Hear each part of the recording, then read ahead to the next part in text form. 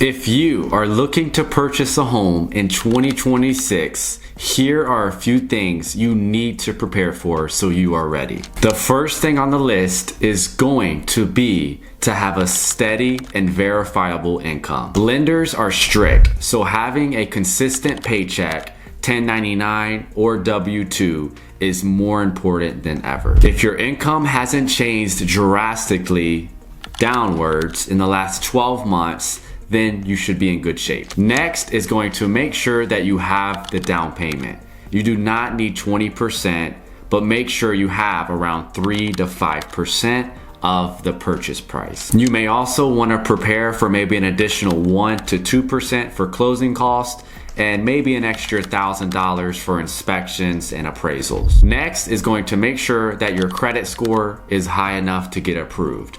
Have anywhere between a 650 and 700 is what most lenders will expect. The better the score, the lower the rate could be. Next, and the most exciting one, is making sure that you have a general area, an idea of home that you want to purchase. If you know the general idea but may not be sure in the exact home, if you're looking for a single family, townhome, or condo, reach out to a local realtor who can help show you the houses in that area. If you're looking around Charlotte, there are hotter areas than others. So if you are looking in a market that's moving fast, make sure that if you do see the listing and home you like, that you jump on it fast. There are also multiple ways to drop that mortgage payment and monthly payment by buying down the rate or closing cost help. Speaking to a lender could help you run those numbers as well to make sure that you are prepared. If you or anyone you know is looking to purchase a home